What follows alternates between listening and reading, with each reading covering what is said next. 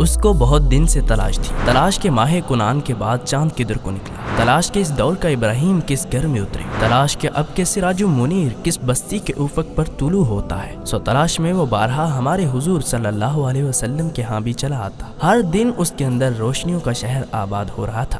سو تلاش مزید تلاش میں بدل رہی تھی۔ ایک روز مجلس جمی تھی کہ دور دراز سے ایک آدمی ہمارے حضور صلی اللہ علیہ وسلم کی مجلس میں آیا۔ اس نے آن کے اپنا بتایا اور قبیلے کے حالات سنائے اور عرض کی کہ حضور صلی اللہ علیہ وسلم ہمارے علاقے میں قحط سالی ہے، میں نے ان سے وعدہ کیا تھا کہ اسلام قبول کر لو، اللہ بہت رزق دے گا، مجھے ڈر ہے کہ پیٹ کی آگ ان کو مرتد نہ کر دے کہ ایمان ابھی کمزور ہے اور دل کچے، سو حضور اگر کچھ عنایت ہو جائے تو بستی کا ایمان سلامت رہ جائے گا۔ آپ صلی اللہ علیہ وسلم نے پاس موجود سیدنا علی رضی اللہ عنہ کی طرف نگاہ کی، نگاہوں میں سوال تھا کہ بیت المال میں کچھ ہے، اور سیدنا علی رضی اللہ عنہ کی خاموشی نے سب کچھ واضح کر دیا۔ گو دامن دل تو ایمان سے معمور ہے لیکن جیب خالی ہے۔ ماحول میں خاموشی نے اس کی تلاش کو موقع دے دیا۔ جی یہ زید بن ثانہ تھے کہ جو تلاش کے لیے مارے مارے پھرتے تھے۔ جٹ سے پیشکش کی کہ جناب فلاں باغ کی کھجوریں میرے نام کیجئے کہ پکنے پر میری ہوں گی، اور قیمت مجھ سے ابھی لیجئے اور اپنی ضرورت پوری کیجئے۔ نبی کریم صلی اللہ علیہ وسلم نے قبول کیا اور بس یہ تبدیلی کی کہ کسی باغ کی مخصوص نہیں ہوں گی، لیکن کھجوریں جہاں سے ممکن ہوا آپ کو مل جائیں گی۔ لیکن یہ کھجوروں کا سودا نہیں تھا بلکہ کھجوروں سے بڑھ کے سودا ہوا تھا۔ سونے کے 80 دینار زید نے نبی کریم صلی اللہ علیہ وسلم کے ہاتھ رکھے، معاہدہ کیا اور آپ نے سونے کے دینار ان صاحب کو دیے کہ جلدی اپنی قوم کے پاس جائیں اور ان کی مدد کریں۔ دن گزرتے گئے کہ دنوں نے تو گزرنا ہی تھا۔ ایک روز صاحب وحی اپنے دونوں دوستوں کے ساتھ بقیع کے قبرستان کسی جنازے میں گئے۔ تدفین ہو چکی کہ کسی نے آپ کے کندھے کو چھوا، لیکن یہ محض چھونا نہ تھا، قیامت ہو گئی کہ چھونا شدید جھٹکے میں بدل گیا۔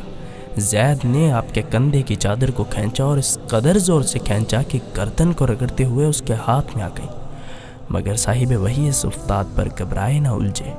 حیرت ضرور رہی ہوگی کہ آخر مجلس میں موصوف کا آنا جانا تھا، لیکن ابھی کچھ اور باقی تھا۔ زید نے بہت تلخ روح ہو کے کہا، محمد میرا قرضہ واپس کر، اللہ کی قسم تم جو عبد المطلب کی اولاد ہو نا، جان بوجھ کے حقوق اور قرض کی ادائیگی میں تاخیر کرتے ہو۔ یہ لفظ نہ تھے گویا سیسا تھا کہ پگھلا ہوا ہو اور کانوں میں اترا جا رہا ہو۔ سچی بات ہے اگر کوئی مجھ سے ایسا کہے تو اگر میں بدزبانی نہ بھی کروں شاید کوئی شے ضرور اس کو دے ماروں، لیکن آمینہ کے معصوم پر جانے کیا کیا مصیبتیں ٹوٹی تھیں کہ دل ٹھہر چکا تھا۔ ابھی کل ہی کی تو بات تھی کہ مکے میں لوگ ان کو مجنون تک کہہ چھوڑتے تھے، تب کیسے نہ دل کٹ کٹ جاتا ہوگا۔ جن کے کندھے سے چادر اتری وہ تو مسکراتے رہ گئے، لیکن ساتھ ہی غضبناک ہو گئے۔ سیدنا عمر رضی اللہ عنہ طیش میں آ گئے، بہت کچھ کہہ ڈالا، قریب تھا کہ ہاتھ اٹھا لیتے کہ صاحب وحی نے روک دیا۔ عمر دھیرج ایسی بات تو نہ کہو، تمہیں تو کہنا چاہیے تھا کہ میں اس کا قرض ادا کرتا، اور اس کو کہا ہوتا کہ عمدہ طور پر تقاضا کرتا۔ پھر سیدنا عمر رضی اللہ عنہ کو ہی حکم دیا کہ ان صاحب کو لے جا کر ان کا قرض ادا کیجیے، اور ہاں یہ بھی حکم تھا کہ 20 صاحب بڑھا کے دیجیے گا، یہ اس زیادتی کا بدل ہے جو دھمکی کی صورت آپ نے کی ہے۔ سیدنا عمر رضی اللہ عنہ کی تلخ نوائی کا قرض بھی ساتھ ساتھ ہی چکا دیا۔ سیدنا عمر رضی اللہ عنہ ان صاحب کو ساتھ لے کے بیت المال کو چلے اور حسب حکم قرض سے 50 کلو کھجور مزید ادا کر دی۔ پلٹ کے مگر زید نے جب کہا عمر آپ مجھے جانتے ہیں، تو اجنبیت بھری نظروں میں آپ نے نفی میں سر ہلا دیا۔ عمر میں زید بن ثانہ ہوں۔ اب حیران ہونے کی باری سیدنا عمر کی تھی۔ ارے وہی زید کے مشہور یہودی عالم؟ ہاں وہی ہوں نا میں۔ اچھے عالم ہو، صاحب علم ہو اور صاحب وحی سے یوں بد زبانی، اسی لیے تو کینا کہ عالم ہوں۔ سیدنا عمر رضی اللہ عنہ کی حیرت دو چند، بھلا یہ کیا بات کہ عالم ہوں اس لیے بد زبانی کی؟ سنیے جناب عمر مدتوں سے تلاش میں تھا، کھوج تھی کہ دل کو بے چین کیے دے رہی تھی، یہی خبر ہوئی کہ یہی ہیں، ہاں یہی آخری نبی ہیں۔ ایک آخری آزمائش کو مگر دل چاہا کہ ان کا حلم دیکھا جائے کہ آخری نبی کی نشانی ان کا صبر حلم بھی ہوگا۔